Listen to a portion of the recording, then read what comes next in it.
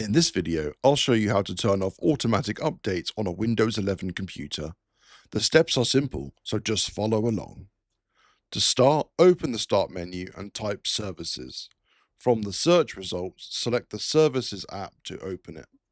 When the service window appears, scroll down the list until you find Windows Update.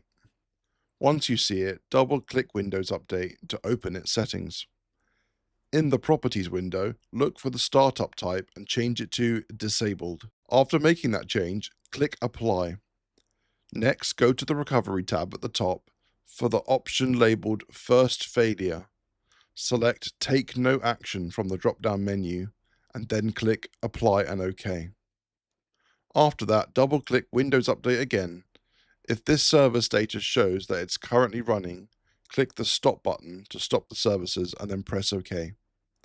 And that's all there is to it. Automatic updates should now be disabled on Windows 11 PC. If this guide helped you out, feel free to leave a comment below. Thank you for watching, and I'll catch you in the next video.